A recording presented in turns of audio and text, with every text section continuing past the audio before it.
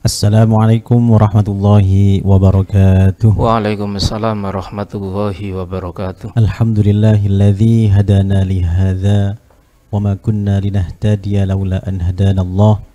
Wassalatu wassalamu ala sayyidina wa habibina nabiyyina Muhammadin sallallahu alaihi wasallam Allahumma shalli wa wa ala alihi wa ashabihi ajma'in. Amma ba'du.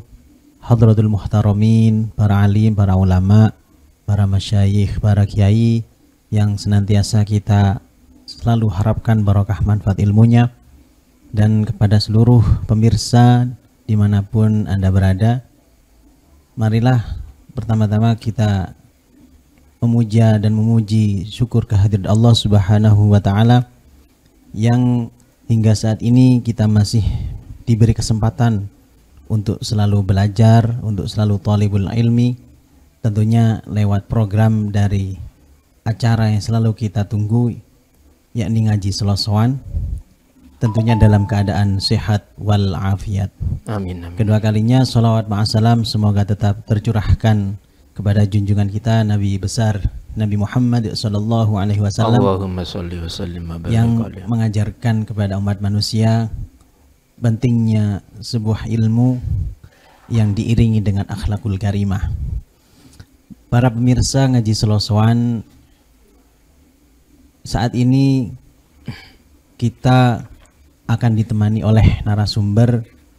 Beliau adalah Rois Syuriah MWC NU Kecamatan Senduro. Beliau adalah Kiai Khairul Huda. Assalamualaikum Kiai. Waalaikumsalam warahmatullahi wabarakatuh. Sehat nggak Kiai? Alhamdulillah. Diberi kesehatan. Alhamdulillah. Untuk tema yang akan kita bahas, akan kita kupas pada malam hari ini adalah mengenai dakwah. Yakni secara tepatnya adalah metodologi dakwah nabawi. Bagaimana sih dakwah yang diajarkan oleh Nabi Muhammad SAW? Allahumma shalli. Apakah dakwah itu harus seperti ini, harus model keras atau harus model lugas atau gimana? Ini nanti akan dikupas bersama-sama oleh narasumber kita di program Ngaji Seloswan ini. Yang tentunya program Ngaji Seloswan ini terselenggara atas kerjasama Lembaga Dakwah Nahdlatul Ulama bersama Lembaga Taklif wan Nashr Nahdlatul Ulama Kabupaten Lumajang, dan disiarkan langsung secara live streaming di fanspage PCNU Kabupaten Lumajang. Dan jangan lupa para pemirsa untuk selalu mengikuti acara-acara kita, dan jangan lupa pula untuk selalu share dan membagikan Ngaji Seloswan ini, karena dengan membagikan hal-hal yang baik, kita juga insya Allah akan diberikan pahala atau kebaikan pula oleh Allah Subhanahu wa Ta'ala. Baik, langsung saja, tidak usah panjang lebar, langsung kita simak, kita dengarkan bersama ulasan dari narasumber kita mengenai metodologi dakwah nabawi. Baik Yai, dipersilahkan Yai. Assalamualaikum warahmatullahi wabarakatuh. Waalaikumsalam warahmatullahi wabarakatuh. Bismillahirrahmanirrahim. Alhamdulillahilladzi ja'alana ahla sam'i wa ta'ah wa waffaqana li idba'i sunnati wa mulazamatil jamaah. Wassalatu wassalamu ala asrafil anbiya'i wal mursalin sayyidina wa maulana Muhammadin wa ala alihi wa sahbihi ajma'in, amma ba'du. Qala Allahu ta'ala fi kitabihil karim, wal takum minkum ummatun yad'una ilal khairi wa ya'muruna bil ma'rufi wa yanhauna 'anil munkari wa ulaika humul muflihun. Al-ayah, sadaqallahul azim. Yang kami muliakan para alim, para kiai, para asatid wa asatidzah, umumnya pemirsa TVNU yang dimuliakan oleh Allah Subhanahu wa Ta'ala. Marilah kita awali pertemuan kita di malam hari ini dengan memuji syukur kepada Allah Subhanahu wa Ta'ala yang senantiasa melimpahkan rahmat dan hidayahnya kepada kita semua. Mudah-mudahan kita semua masih tetap dalam lindungan dan taufik Allah Subhanahu wa Ta'ala. Allahumma amin. Salawat ma'assalam mudah-mudahan dilimpahkan pada baginda Nabi Muhammad sallallahu alaihi wasallam. Baiklah para pemirsa yang dirahmati oleh Allah. Pentingnya dakwah. Seringkali kita mendengar bagaimana dakwah yang pernah dilaksanakan oleh baginda Nabi Muhammad sallallahu alaihi wasallam. Dinyatakan di dalam ayat Al-Qur'an, wal takum minkum ummatu yad'una ilal khair. Di dalam tafsirnya, ay wal tujad minkum ya ma'syarul muslimin ta'ifatun. Hendaklah ada di antara sebagian kamu semua, wahai ma'syarul muslimin, ta'ifah, kelompok. Menurut ahlul mufassir, bahwa min yang terkandung di dalam minkum adalah min tab'id, hanya sebagian. Oleh sebab itulah para mufassir menterjemahkan ayat ini adalah fatadullul ayatu khina idzin ala annal amra wan nahya fardu kifayatin. Bahwa sesungguhnya konsep daripada dakwah, hukum daripada berdakwah adalah fardu kifayah. Tidak seluruhnya umat manusia diwajibkan untuk berdakwah. Akan tetapi manakala ada sebagian orang yang sudah mewakili di dalam berdakwah, maka yang lainnya adalah gugur kewajiban. La yalzamu jami'al ummah. Tidak diwajibkan dakwah itu pada seluruh umat manusia. Hanya sebagian saja yang diwajibkannya. Wala yaliku bil awami wal juhali laini. Ini penting kita garis bawahi. Di mana akhir-akhir ini banyak orang yang mengaku sudah alim. Akhir-akhir ini banyak orang yang tidak memiliki ilmu, tapi berani sekali mereka berdakwah di jalan Allah. Mengaku bahwa dia punya ilmu yang sangat banyak. Padahal konsep di dalam ayat Al-Quran adalah wala yaliku alal awami wal juhali. Tidak pantas dan tidak selayaknya dakwah itu dikerjakan oleh orang awam dan orang-orang yang bodoh. Kenapa demikian? Pada akhirnya adalah dhallun mudhillun, akan sesat dan menyesatkan jikalau dakwah itu adalah dilaksanakan oleh orang awam dan orang-orang yang bodoh. Maka ini penting sekali kita kaji dalam konsep berdakwah ini. Tidak seluruh umat yang diwajibkan untuk berdakwah itu. Hanya orang-orang yang memiliki ilmu saja. Balla yasluhu lidzalika illal ulama'ul arifun. Bahkan di dalam kitab Fathul Qorib alat tarhib wa tarhib dinyatakan balla yasluhu lidzalika, tidak sepatutnya untuk berdakwah itu illal ulama'ul amilun, illal ulama al arifun, kecuali orang-orang yang alim, yang tahu terhadap apa? Bimawadhi'il ikhtilaf bainal a'immah, yaitu orang yang alim sekali mengetahui tentang perbedaan di dalam masalah khilafiyah. Tatkala dakwah ini yang melaksanakan adalah orang bodoh, maka bahayanya adalah lebih besar daripada manfaatnya. Seringkali kita jumpai orang-orang yang tidak memiliki ilmu, dia berkompeten di dalam berdakwanya, yang pada akhirnya adalah dhallun mudhillun, sesat dan menyesatkan. Pernah kita jumpai satu ketika, ada orang mengajak dakwah, bagaimana cara sholat yang baik. Pada kenyataannya, orang yang mengajak sendiri adalah sujudnya tidak benar. Dan ini pernah saya buktikan itu. Apakah ini yang akan menyelamatkan umat kita? Oleh sebab itulah, kita harus di dalam berdakwah adalah sesuai dengan konteks Al-Quran dan hadis yang pernah disampaikan oleh Allah Subhanahu wa ta'ala. Hadirin pemirsa yang dimuliakan oleh Allah, wa'lam annal amra bil ma'rufi wan nahya 'anil munkar fardhu kifayah. Idza qama bihi al-ba'd saqata al-haraju 'anil baqi. Ada kesimpulan, jikalau ada orang yang sudah mewakili di dalam berdakwah, maka yang lainnya adalah gugur kewajiban. Waktu so'at thawabu bil qa'imina bi, ditentukan orang yang mendapatkan pahala adalah hanya tertentu orang yang mau berdakwah saja.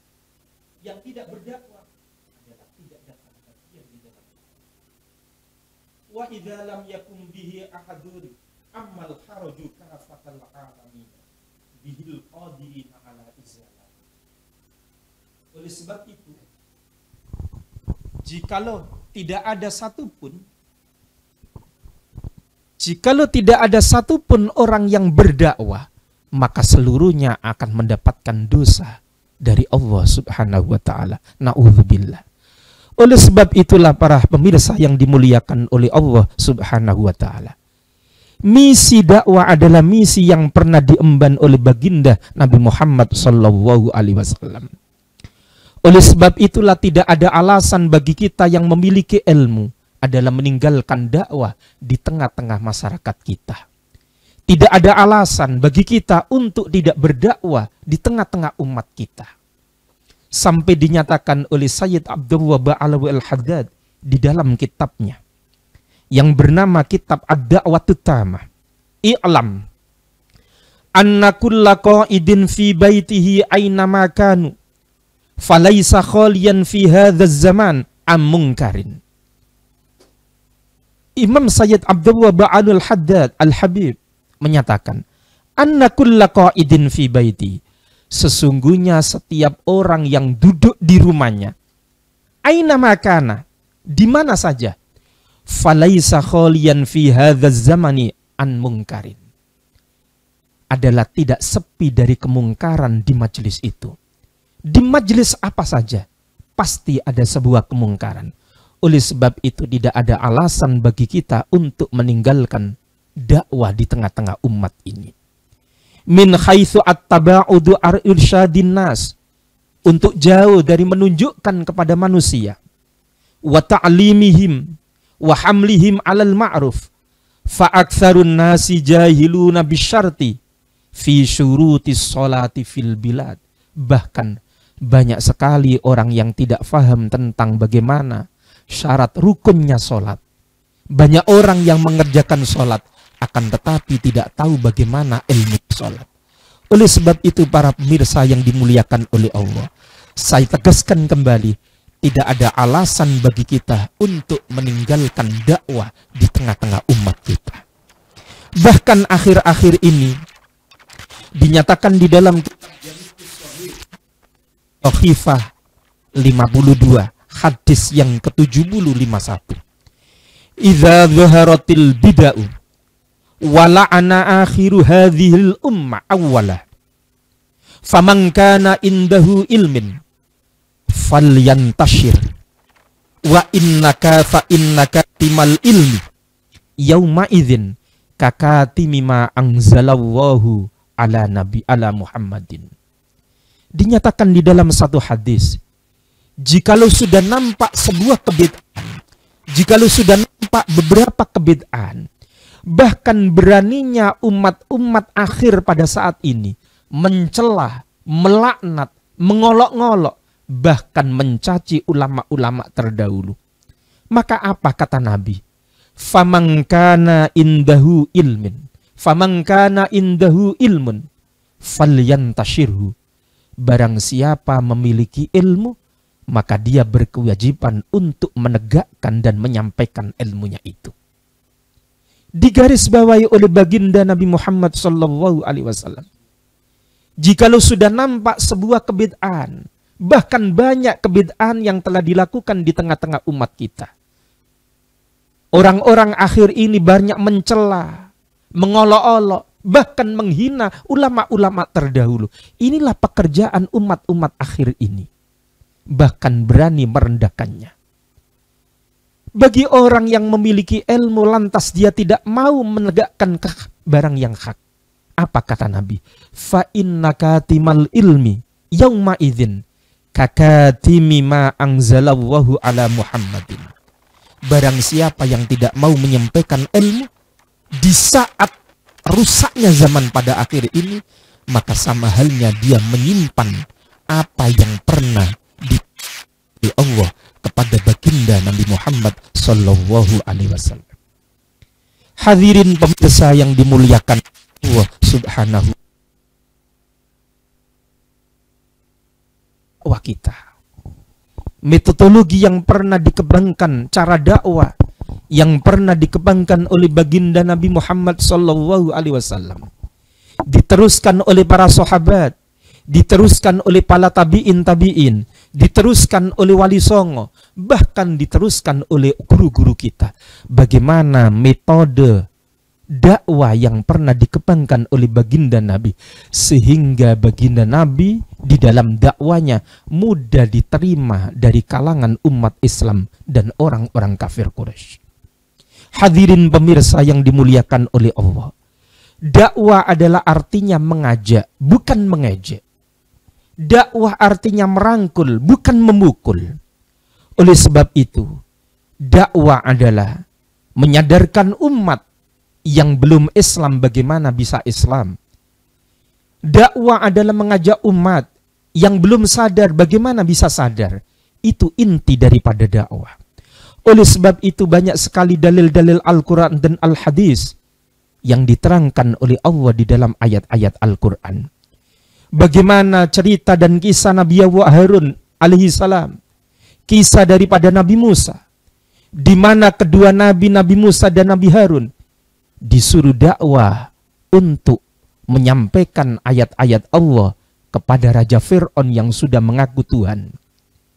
Raja yang sudah mengaku Tuhan saja, Nabi Musa dan Nabi Harun diperintahkan oleh Allah, faqula lahu qawlan layyina. Wahai Musa dan Harun, qawlan layyina, faqula, berbicara kamu keduanya kepada Raja Fir'aun dengan ucapan yang lemah lembut. La'allahu yatadzakkaru, barangkali Raja Fir'aun itu bisa ingat. Aw yakhsha, barangkali Raja Fir'aun itu bisa takut dengan lemah lembut sikap yang kamu tampilkan kepada Raja Fir'aun. Sebagian ulama ahli tafsir menafsiri ayat ini, wa fil ayati khithun ala da'wa ila sabilillahi bil hikmah wal mau'izatil hasanati wal lutfil qawli walayyinil jannibi wat targhib fil ajri wasuluki sabilis siyasa fi dzalika. Di dalam surat At-Taha, faqula lahu qawlan layyina la'allahu yatadzakkaru aw yakhsha. Ulama-ulama ahli tafsir menjelaskan bahwa di dalam ayat ini ada beberapa kandungan metodologi dakwah yang diajarkan di dalam Al-Quran. Apa metodologi dakwah yang diajarkan di dalam Al-Quran? Adalah mengajak kepada umat di jalan Allah bil hikmah wal mau'izatil hasanah. Bahkan walut fil qaul, dengan ucapan yang lemah lembut. Walayyinil janib wat targhib fil ajri, menyenang-nyenangkan kepada orang lain di dalam masalah pahala dan lain sebagainya. Baginda Nabi Muhammad sendiri diperintahkan oleh Allah, diberi resep-resep oleh Allah di dalam berdakwanya. Fabima rahmatim minallahi lintalahum walau kunta faddan ghalidhal qalbi lang faddu min haulik fa'fu anhum wastaghfir lahum wasyawirhum fil amr fa idza azamta fatawakkal 'ala Allah. Di dalam surat Al-Imran, ulama ahli tafsir menafsiri wa fil ayati khithun 'alal khilmi wal layyin. Jadi banyak sekali ayat-ayat Al-Qur'an maupun hadis yang menerangkan tentang metodologi dakwah. Bagaimana dakwah yang pernah dikembangkan oleh para rasul, dakwah yang dikembangkan oleh para nabi-nabinya Allah, itu semuanya adalah jalannya, adalah konsepnya, adalah lemah lembut semuanya. Pemirsa yang telah dimuliakan oleh Allah Subhanahu wa ta'ala. Oleh sebab itu Sayyid Abdullah Ba'alawi Al-Haddad juga menjelaskan di dalam kitab Ar-Risalah Al-Mu'awanah, Wa 'alaika idza amarta aw nahaita bil ikhlasi war rifqi wa husnis siyasati wa idhari syufqah. Ada 4 konsep yang pernah disampaikan oleh Sayyid Abdullah Ba'alwi Al-Haddad di dalam kitab Risalatul Mu'awwanahnya. Jikalau kamu memerintahkan amar ma'ruf nahi mungkar, maka peganglah 4 perkara ini, kata Sayyid Abdullah Ba'alwi Al-Haddad. Yang pertama adalah kita harus menata niat, ikhlas di dalam berdakwah. Tidak ada tendensi apa-apa, tidak ada motivasi apa-apa yang berhubungan dengan masalah duniawi. Yang kedua adalah warifki, dengan cara yang lemah lembut. Seperti yang disampaikan di dalam ayat Al-Quran. Bagaimana baginda Nabi fabima rahmatim minallahi lintalahum. Dan dengan rahmat Allah, fabima rahmatim minallah lintalahum, berlemah lembutlah kamu kepada mereka. Walau kunta fadhon, jikalau kamu kasar, kata Allah. Fabima rahmatim minallahi lintalahum walau kunta fadhon ghalidhal qalbi, hatimu keras, hatimu kasar, keras. Lang fadhu min haulik, niscaya umatmu akan meninggalkan kamu semua. Ini yang pernah disampaikan oleh Allah kepada baginda Nabi Muhammad SAW. Tidak hanya cukup itu. Di dalam konsep metodologi dakwah, baginda Nabi Muhammad SAW wastaghfir lahum, memintahkan ampun dosa-dosa mereka. Tidak hanya sekedar diberikan pelajaran, tidak hanya sekedar kita menyampaikan ilmu yang kita sampaikan kepada umat, tapi ada rasa kasih sayang kepada mereka dengan dilahirkan dengan istighfar, dimintakan ampun dosa-dosa mereka. Wastaghfir lahum, fastaghfir fabima rahmatim minallahi lintalahum walau kunta fadhon ghalidhal qalbi lang fadhu min haulik wastaghfir lahum wasyawirhum fil amr. Baru kita ajak ngobrol, kita ajak musyawarah, kita ajak omong yang enak. Sekiranya mereka itu menerima apa yang kita ajak ngobrol. Disitulah rahasia di dalam berdakwah. Di saat kita belum bisa menyatu hati kita kepada umat, maka mustahil apa yang kita sampaikan ini bisa diterima di tengah-tengah umat kita. Oleh sebab itu, saya pernah mendapatkan pesan dari guru Kara. Di saat saya pamit untuk pulang dari pesantren. La takun khuluwan fatu betal. Wala takun murron fatul fat, kata guru saya. Janganlah kamu bersikap manis, nanti kamu akan ditelan oleh umat. Wala takun murron, dan janganlah kamu bersikap pahit, keras, maka kamu akan dicampakkan oleh umat. Khairul umur awsatuha, kita harus mengambil sikap di tengah-tengah antara manis dan pahit. Artinya apa? Sesuai apa yang pernah disampaikan oleh Sayyid Abdullah Ba'alwi Al-Haddad di dalam kitab Risalatul Mu'awwanah. Wa husnis siyasa, ini yang harus kita pegang. Yaitu siasat, cara, metode. Karena beda daerah adalah beda cara kita untuk berdakwah. Dakwah, mohon maaf, dakwah kepada orang Jawa dengan dakwah kepada orang Madura justru berbeda. Dakwah kepada masyarakat yang di tengah-tengah kota beda dakwah yang ada di pedesaan. Dan inilah penting husnis siyasah. Adalah cara bagaimana kita untuk berdakwah. Dakwahnya Nabi saja pada saat itu belum fasda' bima tu'maru. Ada door to door. Dari pintu ke pintu dakwahnya Nabi. Belum berani menyampaikan secara terang-terangan pada saat itu Nabi. Baru ada perintah dari Allah, Nabi baru mampu dan berani melaksanakan dakwah dengan secara terang-terangan. Ini yang patut kita contoh. sebelum kita menanamkan simpati kepada umat, maka jangan sekali-kali kita berani menyampaikan ini haram, itu halal, oh ini bid'ah dan lain sebagainya. Maka biasanya para kiai pesan kepada santrinya di saat santri itu boyong. Pesan kiai biasanya adalah, kamu jangan ngajar dulu, nunggu 1 tahun. Kamu jangan menyampaikan dakwah dulu, nunggu 1 tahun, 2 tahun. Pelajari bagaimana karakter masyarakat kamu. Itulah pesan moral kiai-kiai dalam dahulu kepada santrinya, itu seperti itu. Yang keempat adalah wa idhari syufqah, menampakkan sifat kasih sayang terhadap umat. Ini yang perlu kita contoh dakwah para nabi, para sahabat, wali-wali songo, guru-guru kita. Bagaimana cara berdakwah beliau-beliau semua itu. Sekarang dakwah sangat enak, beda dengan zaman-zaman dulu. Tantangannya ada sangat luar biasa. Kita bisa melihat bagaimana cara dakwah Hadratus Syekh Yai Hasyim Asy'ari di saat akan mendirikan pesantren. Yang dihadapi adalah bukan kalangan santri, tapi yang dihadapi adalah orang masyarakat yang sedang rusak. Jirene wong Jawa, kebiasaan molimoh itu dikerjakan semua. Masyarakatnya masih senang minum, masyarakatnya masih senang judi, masyarakatnya masih kolot dan lain sebagainya. Tantangan Mbah Yai Hasyim Asy'ari di saat mendirikan pondok itu seperti itu. Kita enak, mohon maaf, diundang datang pengajian, pulang dapat amplop.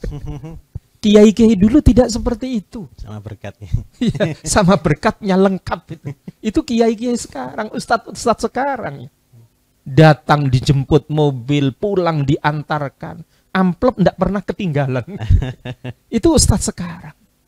Bagaimana sejarah Sayyid Sulaiman mendirikan pondok pesantren Sidogiri. 41 hari 40 malam bertengkar dengan jin. Karena sejarahnya Sidogiri adalah sarang daripada jin. Bagaimana Kiai Abdul Karim di saat mendirikan pondok pesantren Lirboyo, sama persis ulama-ulama terdahulu di dalam mengembangkan misi yang pernah dibawa oleh baginda Nabi Muhammad SAW. Semuanya adalah berdakwah, tantangannya adalah luar biasa. Hadirin yang pemirsa yang dimuliakan oleh Allah Subhanahu wa Ta'ala.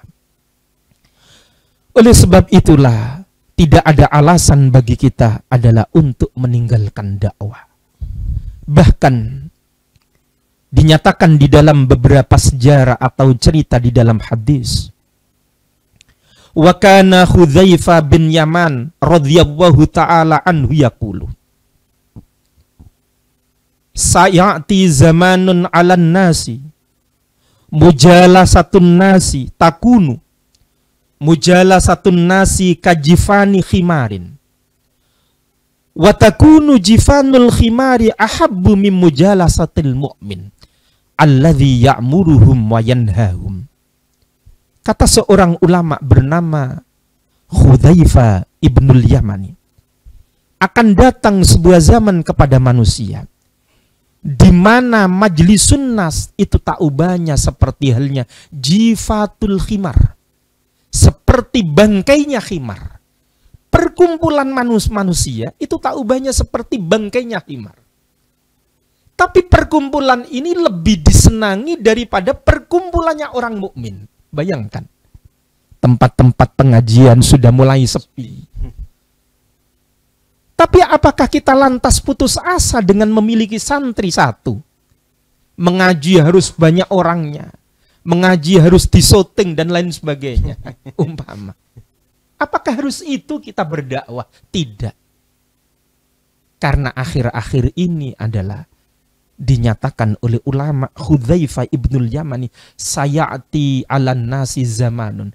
Kelak nanti akan terjadi pada manusia zaman di mana akan datang zaman itu perkumpulan manusia tak ubahnya seperti bangkainya khimar. Tapi bangkai khimar ini sangat disenangi oleh masyarakat ini. Pertontonan, ya, banyak sekali. Pemirsa yang dimuliakan oleh Allah Subhanahu wa Ta'ala.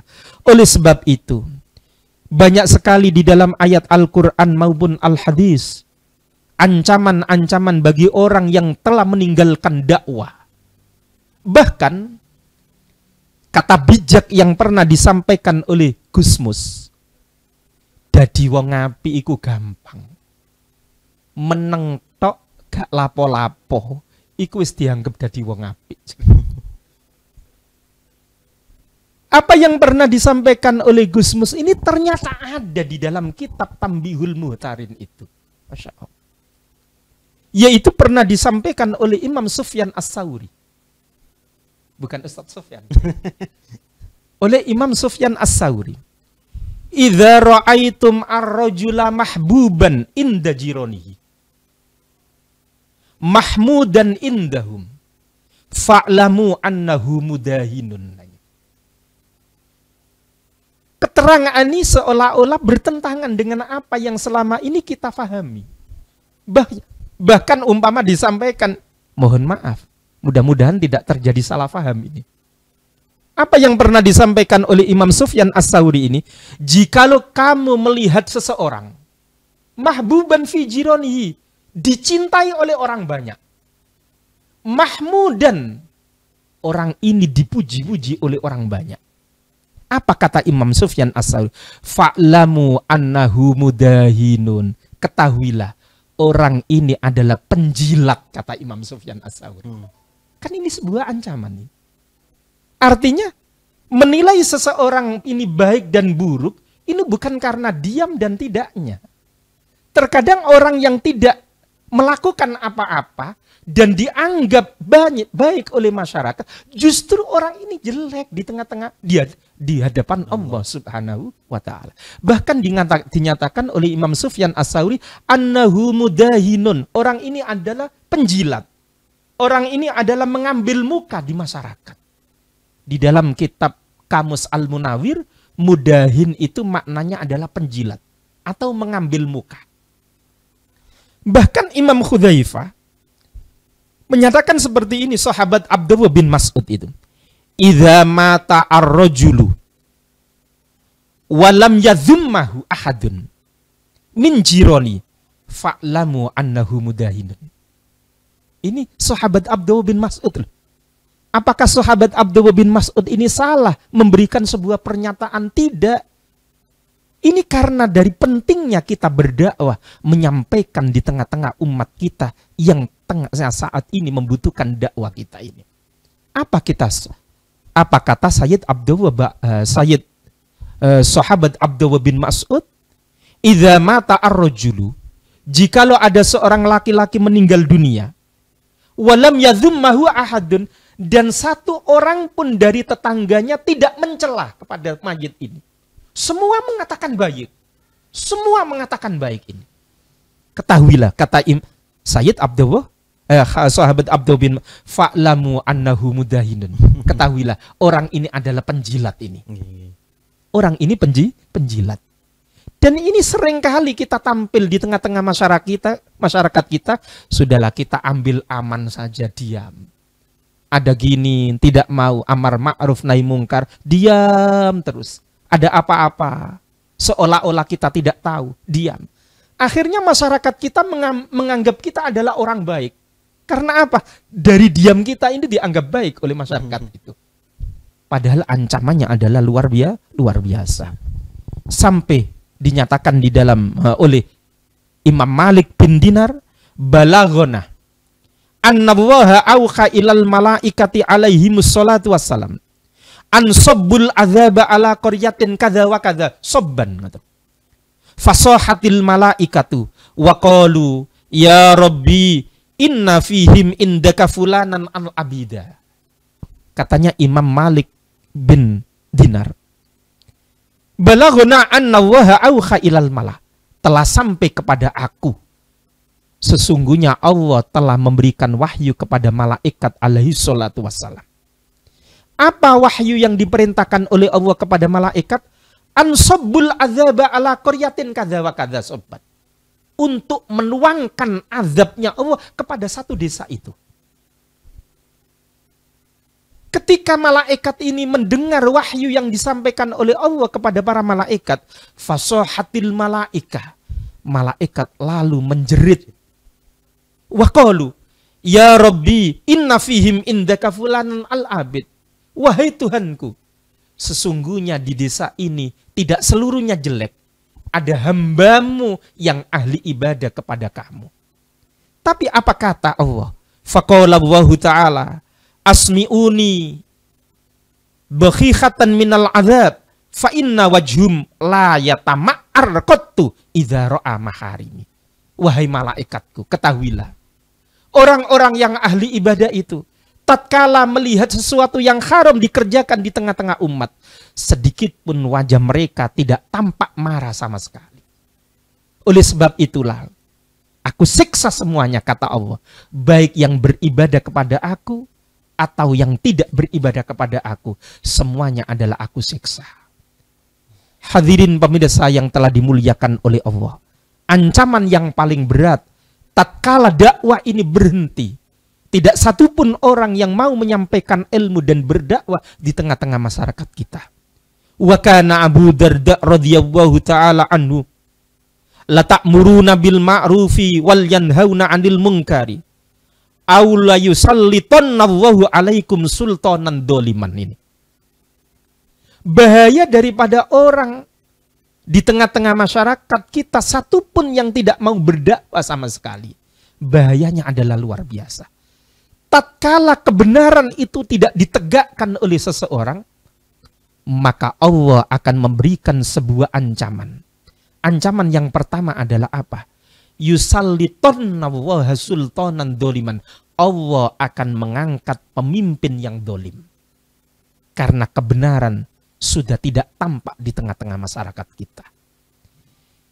Oleh sebab itulah, jikalau ada pemimpin kita yang tidak jujur, jikalau ada pemimpin kita yang dolim, itu adalah bukan dosa siapa-siapa, adalah dosa kita semuanya. Karena kita berhenti untuk berdakwah di tengah-tengah masyarakat kita. La yukhallu kabiruhum wa la yurhamu saghiruhum. Tidak lagi orang-orang besar dimuliakan. Tidak lagi orang anak-anak kecil dikasih. Wa yad'u alayhi khiyaruhum fala yustajabu lahum. Orang-orang baik kita berdoa kepada Allah, doanya tidak dikabulkan oleh Allah Subhanahu wa taala. Ini adalah akibat daripada di saat berhenti kita menegakkan amar ma'ruf nahi mungkar dan dakwah di tengah-tengah masyarakat kita. Watastansiruna falatun soruna. Orang-orang baik minta tolong kepada Allah, tidak ditolong oleh Allah. Ini adalah karena dosa kita semua. Watastaghfiruna fala yaghfiru lahum. Mereka memohon maaf kepada Allah dan tidak dimaafkan oleh Allah Subhanahu wa taala. Ini lantaran dosa-dosa kita semua yang tidak mau berdakwah di jalan Allah Subhanahu wa taala. Hadirin pemirsa yang telah dimuliakan oleh Allah Subhanahu wa taala. Itulah yang bisa kami sampaikan terkait tentang metodologi dakwah. Dakwah baginda Nabi Muhammad sallallahu alaihi wasallam.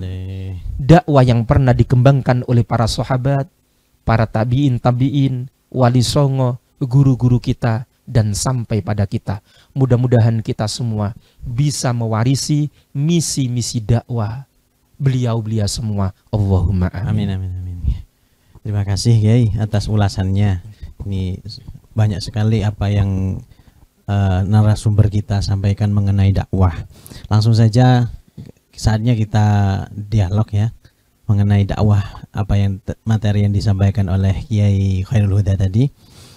Yang pertama tadi kan jenengan menyampaikan ada ayat Al-Qur'an ya Kiai, yang insyaallah bunyinya wal takum minkum ummatu yad'una ilal khairi wa ya'muruna bil ma'ruf wa yanhauna 'anil munkar nggih. Lah di situ ada wa yad'una ilal khairi dan ya'muruna bil ma'ruf wa yanhauna 'anil munkar. Apakah antara dakwah dan amar ma'ruf nahi mungkar itu merupakan satu bagian Kiai? Artinya begini Kiai, amar ma'ruf itu juga dakwah gitu. Apa mungkin ini dua perkara yang berbeda? Sehingga ketika dua perkara ini berbeda, metodologinya juga berbeda, Kiai. Monggo penjelasannya, Kiai. Terima kasih. Dijelaskan di dalam kitab terkait apa yang dinanyakan oleh Ustadz Sufyan tadi itu, bahwa di dalam ayat Al-Quran, wal takum minkum ummatu yad'una ilal khair. Di situ ada kalimat yad'una ilal khair, mengajak kepada kebaikan. Wa ya'muruna bil ma'ruf, dan memerintahkan kepada ma'ruf, sesuatu yang baik. Wa yanhauna 'anil munkar, dan mencegah kepada kemungkaran. Persoalannya adalah apakah sama atau beda antara yad'una ilal khair dengan ya'muruna bil ma'ruf itu? Telah dijawab oleh Sayyid Abdullah Ba'awal al-Haddad di dalam kitab Ad-Da'watut Tamah. Wa kullu ma warada fi fadli nashril ilmi wa ta'allumihi wa fadlil wa'dhi wat tadhkiri bal wa fil jihad fadlil jihadi fi sabilillah wal amri bil ma'rufi wan nahyi anil munkari dakhilun wa mundarijun fi fadlid du'ai ilallahi ta'ala. Artinya apa? Jadi gini, baik amar ma'ruf, nahi mungkar, jihad, nasrul ilmi, belajar, kajian, semuanya itu adalah bagian daripada dakwah. Bagian daripada bagian daripada dakwah. Oh, berarti gini ya, Kiai. Kalau ini dimasukkan bahwasanya amar ma'ruf nahi mungkar merupakan termasuk dakwah juga, maka kembali lagi kepada tadi, Kiai. Harus dengan cara yang dengan yang lemah lembut, amar ma'ruf nahi mungkar itu. Namun begini, Kiai, sering kita ketahui bahwasannya teman-teman kita sebelah, Kiai, yang biasanya itu modelnya amar ma'ruf nahi mungkar, ditampakkan di halayak umum, biasanya itu agak keras, Kiai. Seperti ya merusak dan lain sebagainya sampai masyarakat ketakutan, dan mereka itu biasanya yang dipakai adalah dalil itu, Kiai. Idza ra'aitumul munkar falyughayyir biyadihi, dan itu, Kiai. Itu gimana korelasi antara dakwah dengan cara yang lembut dengan hadis yang di situ ada ketika kita melihat kemungkaran falyughayyir biyadihi, dan dengan apa saja itu, Kiai? Monggo bisa dijelaskan, Kiai. Terima kasih. Jadi amar ma'ruf nahi mungkar itu masih tetap dalam koridor dakwah. Oleh sebab itu dakwah adalah ada aturan, ada metodologi yang ada di dalam Al-Quran itu. Seperti yang tadi saya sampaikan, Sayyid Abdullah Ba'awal al-Haddad itu banyak sekali memberikan sebuah referensi bagaimana cara dakwah itu. Lantas bagaimana dengan dakwah dengan kekerasan itu? Dengan dalil marra'a minkum mungkaron falyughayyir biyadi, fa illam yastati fabilisani, dan lain sebagainya. Itu bisa kita lihat di dalam kitab Arba'in Nawawi, di dalam kitab syarahnya lagi Majalisus Saniyah, di dalam syarahnya lagi kitab Fathul Mubin. Banyak sekali.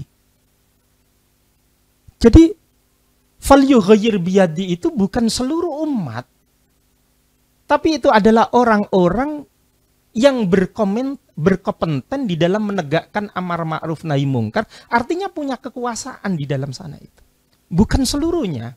Falyughayyir biyadi itu ada kemampuan di dalam merubah amar ma'ruf nahi mencegah kemungkaran, punya kemampuan. Selama ini kemampuan kita itu tidak punya kekuasaan apa-apa. Lebih-lebih di dalam negara Indonesia ini ada aturannya sendiri, ada hukumnya.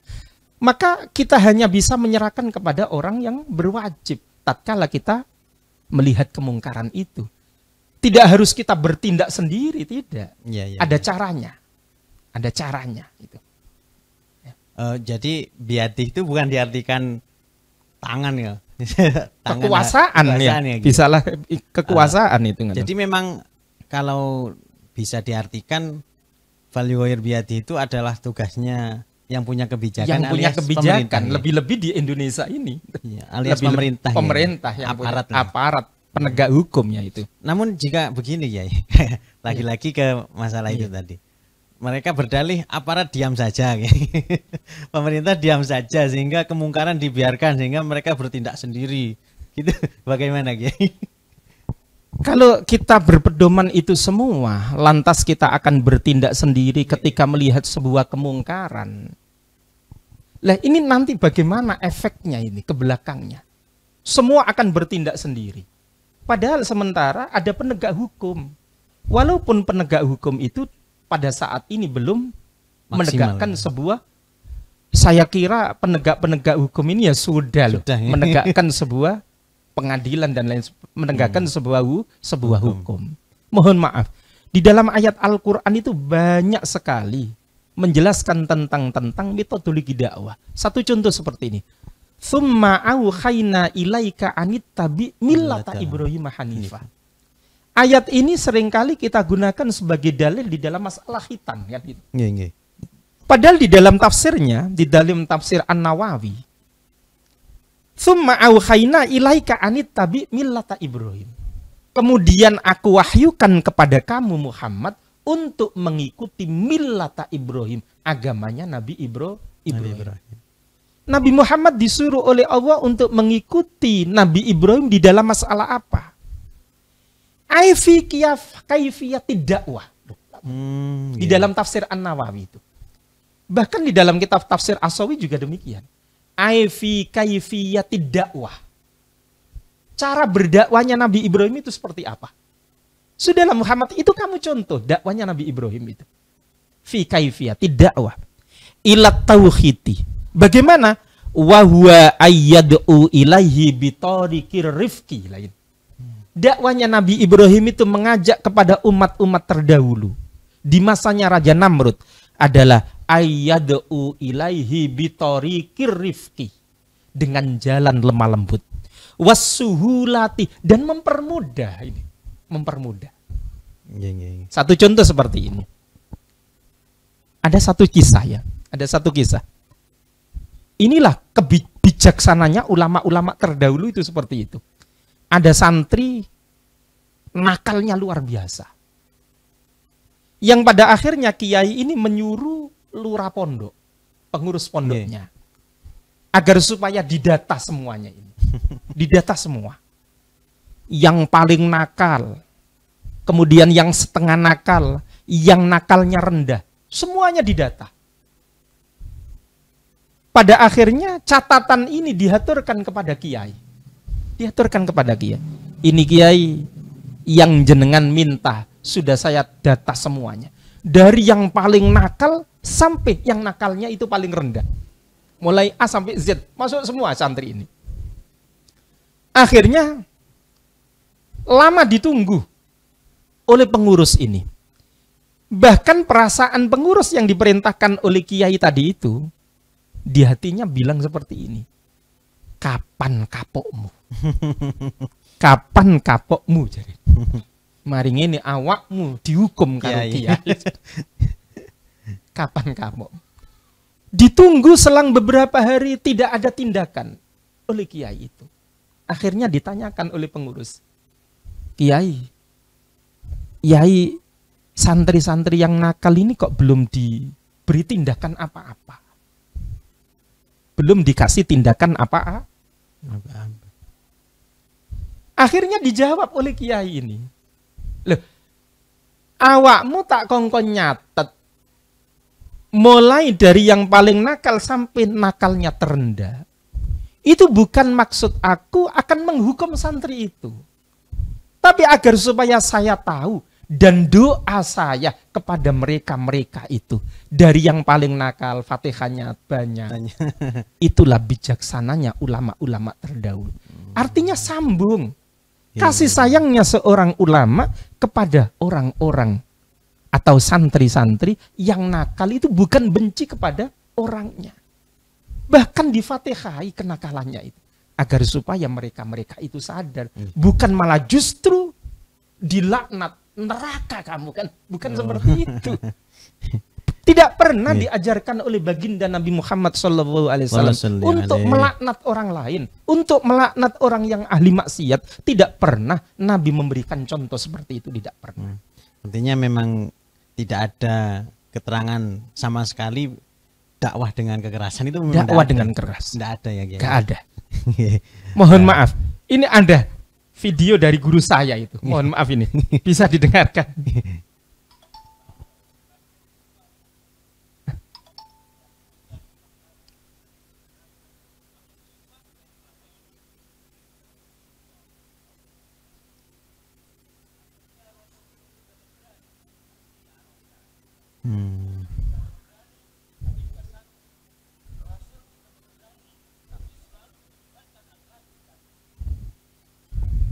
Lah ini kan sudah Masya Allah luar biasa.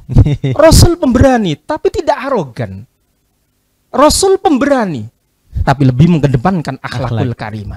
Bukan berarti Rasulullah tidak berani kepada orang-orang kafir. Sendirian Rasul berani untuk menghadapi mereka-mereka itu. Jangankan 100, 200, 1000 orang kafir, Rasul sendirian, pasti Rasul menang. Pasti Rasul menang. Tapi Rasul tidak.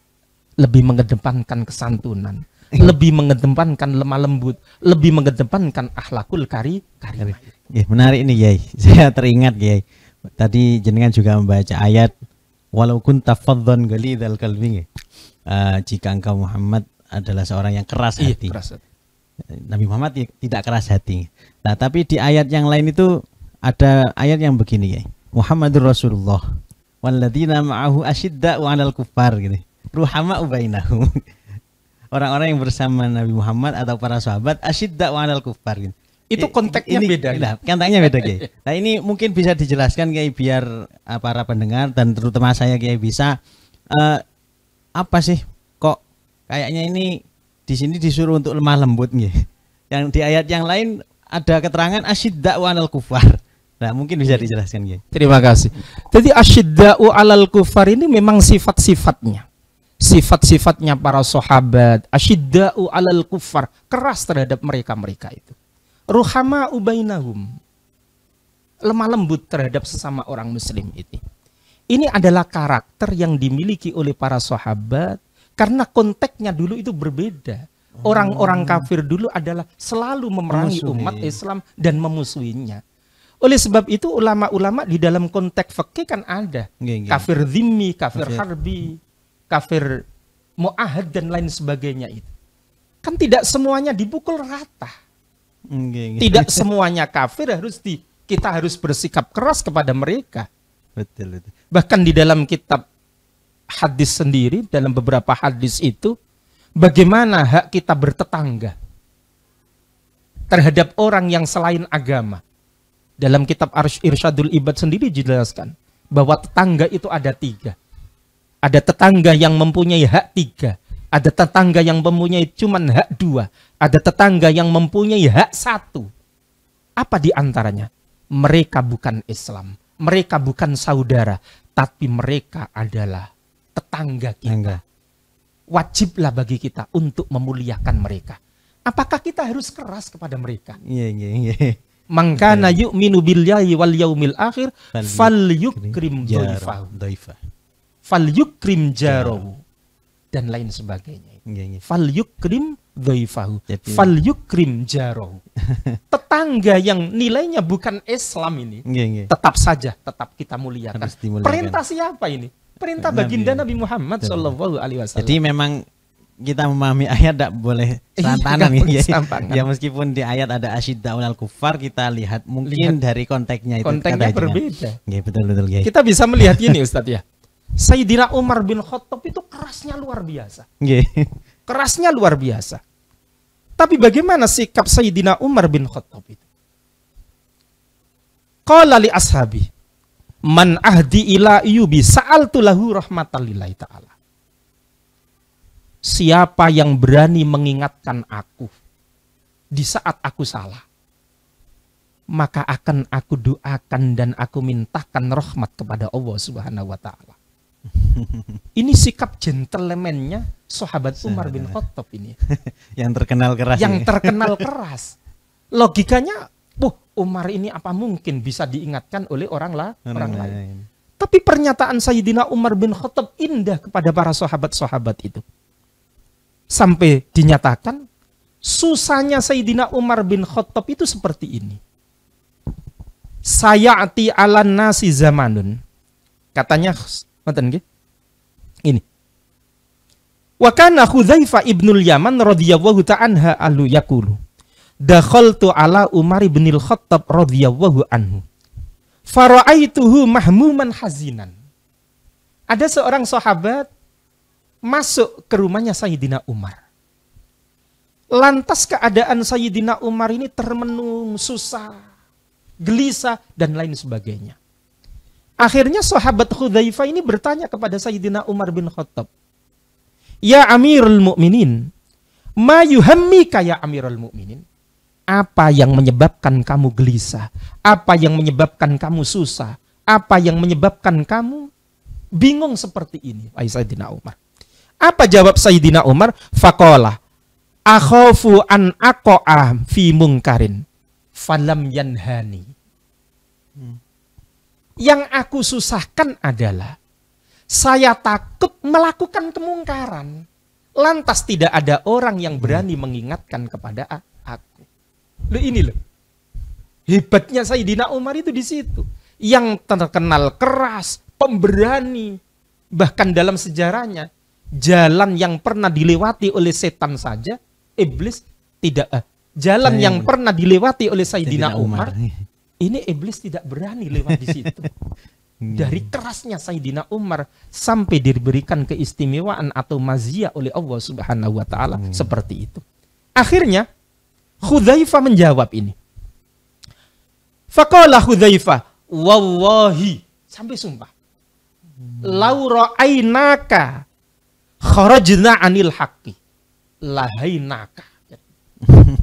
Demi Allah, jikalau aku melihat panjenengan melakukan sesuatu kemungkaran, maka saya yang akan memberhentikan, katanya Hudzaifah.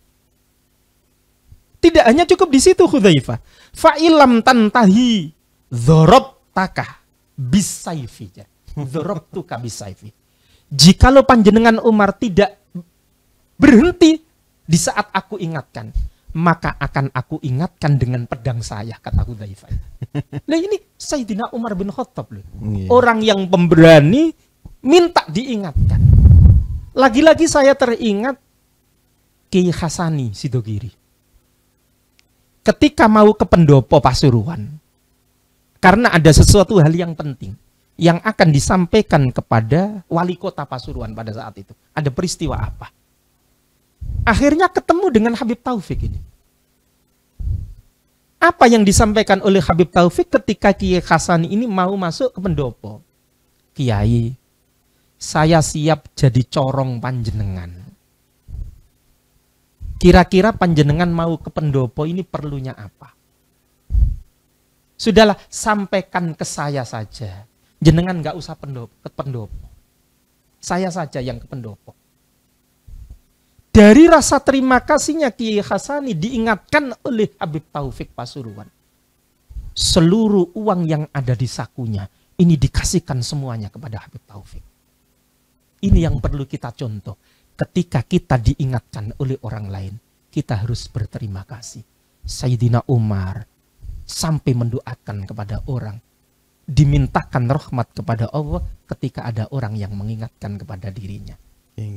Lalu lantas kita apa? Kita ini seorang apa? Diingatkan oleh orang lain kok tidak mau? Kayak bersih-bersih. Lanjut ke Kiai. Tadi juga bahwasannya wilayah dakwah itu khusus bagi orang-orang yang alim atau ulama dan yang arifin gitu Kiai. Nah, sedangkan kalau orang bodoh itu artinya kalau berdakwah hukumnya apa Kiai? Apa kan konsekuensi atau sebabnya nanti dolun mutilun Kiai. Iya, nanti tapi kalau dia memaksakan untuk berdakwah Kiai, gimana Kiai? Bagaimana? Tadi ada konteks bahwa berdakwah itu sesuai dengan ayat Al-Quran adalah bukan bagian daripada minal awami wal juhala, yaitu orang bodoh dan orang yang tidak mengerti apa-apa. Lantas bagaimana? Apakah ada kesempatan bagi orang yang bodoh itu berdakwah? Artinya gini loh. paling tidak itu kita bisa memberikan manfaat terhadap orang lain. Lah, memberikan manfaat kepada orang lain itu tidak harus berdakwah. Memberikan manfaat kepada orang lain itu sesuai dengan apa yang kita mampu. Di saat kita memiliki ilmu, maka dengan ilmu lah kita memberikan manfaat terhadap orang lain. Di saat kita memiliki harta, maka dengan harta kita memberikan manfaat kepada orang lain. Jikalau kita punya tenaga, maka dengan tenaga inilah kita memberikan manfaat terhadap orang lain. Lantas kalau semuanya tidak punya, ilmu tidak punya, uang juga tidak ada, fakir lagi. Kemudian tenaga sudah remek. Lantas semuanya yang kita miliki, apa kita bisa ada kesempatan untuk bisa memberikan manfaat terhadap orang lain? Bisa, yaitu dengan doa kita. Dengan doa kita. Atau mungkin tidak menyakiti orang lain. Tidak menyakiti orang lain. Itu malah pahalanya seperti halnya orang yang berhaji itu. Sampai dinyatakan di dalam satu hadis, man asbaha, barang siapa pagi-pagi hari ini punya azam, punya niat, nusratal mazlum wa qadha hajatil muslim kana lahu kahajjatin mabruratin. Barang siapa pagi hari tidak punya niatan jelek kepada orang lain, maka dia akan memiliki pahala yang tak ubahnya seperti haji yang mabrur ini. Ini kan pahala daripada orang yang memberikan manfaat terhadap orang lain. Terus gini Kiai, yang menarik dan sering kita dengar itu bahwasannya amin ya Kiai. Oh Kiai NU iku ndak tahu dakwah. Karo silotok ning omahe gitu. Lah seolah-olah orang yang mengatakan ini dakwah itu harus keluar rumah ya, harus door to door itu ya. Gimana menanggapi hal ini ya? Pernyataan seperti itu seolah-olah benar. Seolah-olah benar, tapi tidak itu. Karena pada hakikatnya dakwah itu tidak hanya sekedar koar-koar. Dakwah itu adalah ajakan. Mengajak orang itu apakah harus berpidato? Mengajak orang itu apakah harus ceramah dan lain sebagainya? Tidak. Mengarang kitab, menulis surat dan lain sebagainya, mengajar kepada santri-santri, itu adalah bagian daripada dakwah. Kiai yang ada di pesantren, kiai yang tidak keluar rumah, itu jauh manfaatnya adalah lebih besar daripada yang koar-koar. Mohon maafin. Jadi memang tidak harus keluar ya? Tidak harus keluar. Mohon maaf. Kalau kiainya keluar, lantas siapa yang harus ngajar santrinya ini? Berarti yang keluar khusus santri itu. Kiai duduk. Jadi ada porsinya sendiri-sendiri.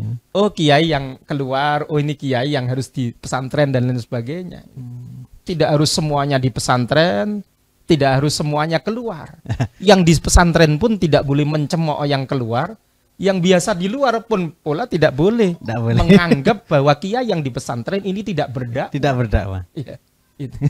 Karena memang modelnya kiai NU kan memang begitu. Beda-beda ini. Bahkan pesantren itu pun karakternya juga berbeda-beda ini. Menurut apa yang menjadi karakter yang dimiliki oleh para kiai itu sendiri. Jika dakwah itu meninggalkan, kan tadi hukumnya fardu kifayah gitu. Terus dia meninggalkan keluarga gimana gitu? Itu jadi ini wong Jawa ya. Itu ada sebuah kewajiban yang jauh lebih penting. Mohon maaf. Kita memberi nafkah kepada keluarga. Ini apa hukumnya? Wajib nih. Wajib ain nih. Wajib ain. Dakwah apa hukumnya? Kifayah.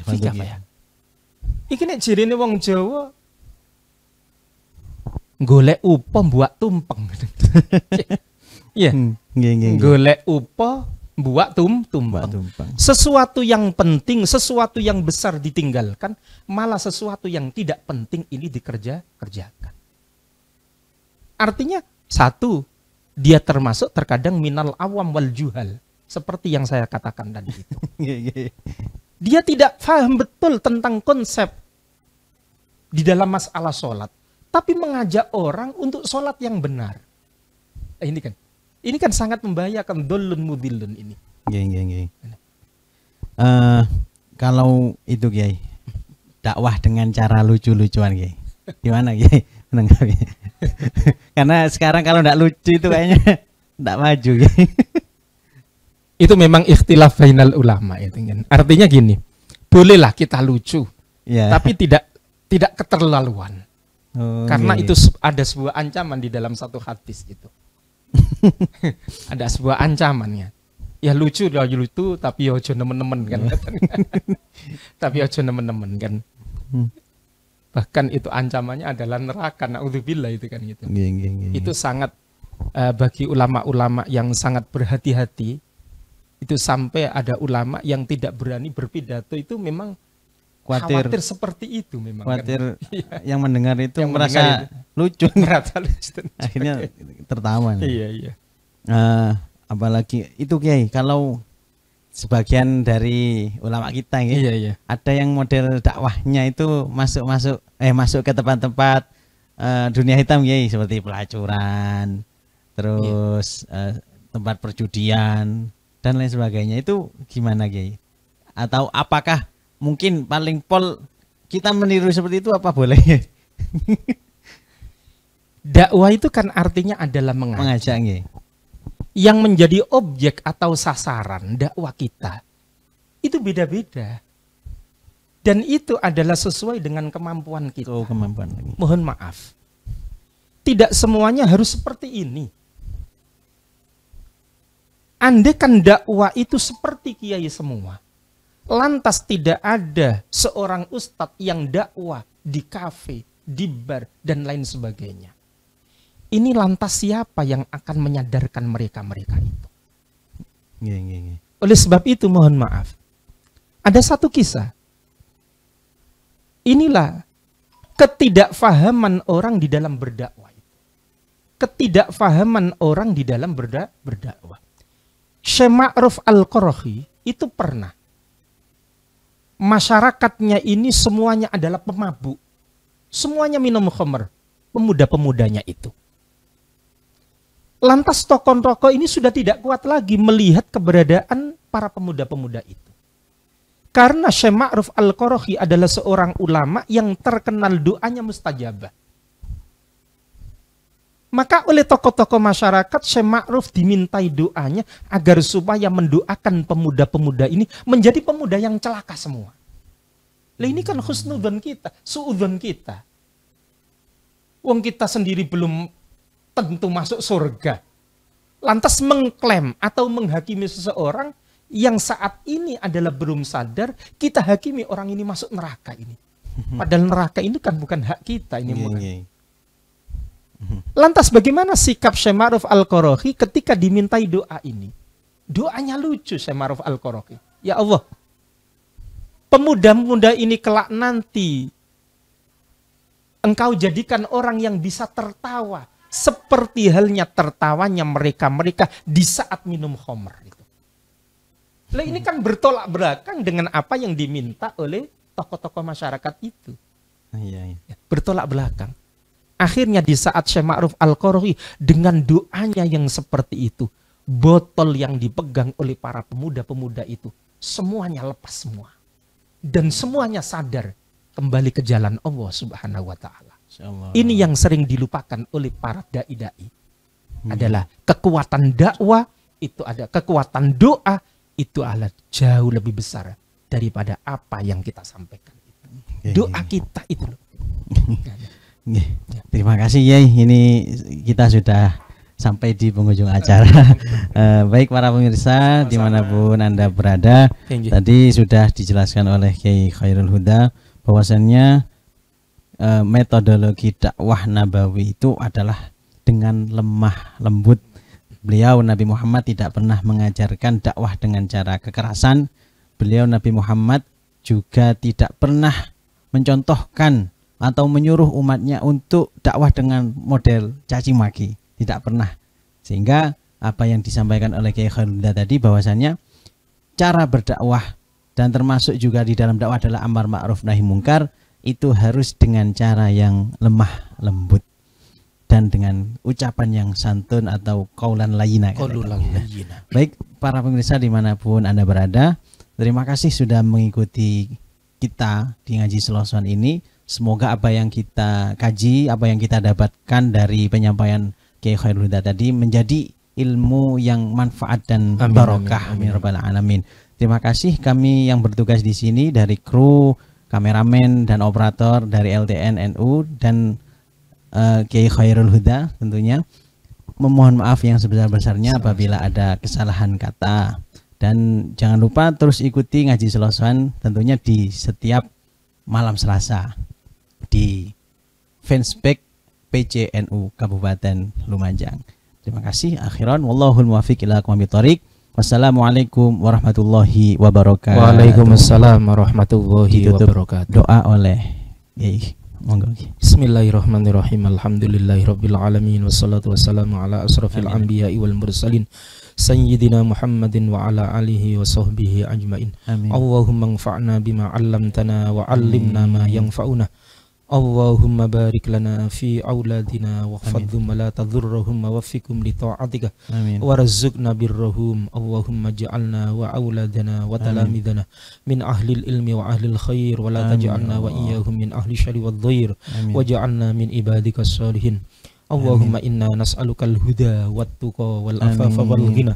Allahumma lakal hamdu wa minkal farju wa ilaikal mushtaka wa bikal musta'an wa la hawla wa la quwwata illa billahil aliyyil azim. Rabbana atina fid dunya hasanah wa fil akhirati hasanatan wa qina adzabannar. Subhana rabbika rabbil izzati amma yasifun wa salamun alal mursalin walhamdulillahi rabbil alamin.